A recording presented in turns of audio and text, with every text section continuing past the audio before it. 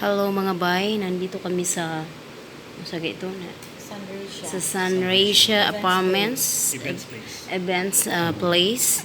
Meron pong isi-share ngayon si Sir John. Usapang pangkalusugan tong usapan natin. We're going to talk about health today. Yeah. It's good for everybody and especially those who are yes. Sir. Yes, sir. Mga kapamilya, OFW, para sa lahat ng ating mga kababayan na nasa ibang bansa, nakikibaka, nakipagsapalaran, nakipaglaban, pakitaguyod ng kanyang pangarap, para sa pagbabago ng kinabukasan ng pamilya. Napakahalaga po ang kalusugan sa bawat isa sa atin at hindi natin pwede itong pabayaan. Ang kalusugan ay isa sa mga pundasyon, isa sa mga isinusugal natin, no?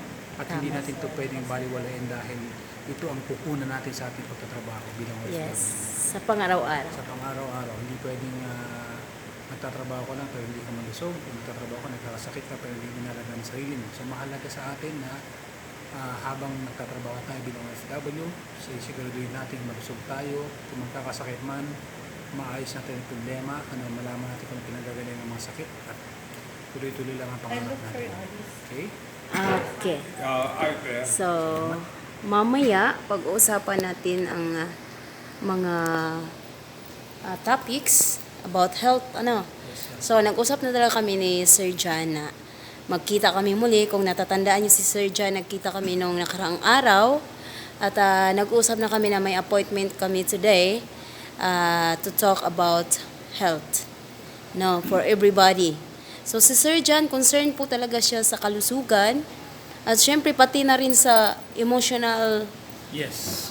Yan po ang pag-uusapan natin. Katulong natin, kasama natin ang kaibigan natin si Inday Kabi. Okay.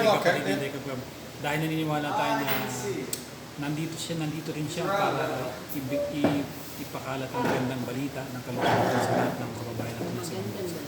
Tama. Okay? So, sige po, antayin nyo lang kami at babalik kami para magkausap-usap tayo. Okay, nandito po kami sa bahay ni Madam Alice Walker. Ito po ang resort. Yes, with Sir Bruce Walker from Australia. And there's Patrick John yes, Walker. Patrick. And I saw him in PLDT, I remember. Okay, so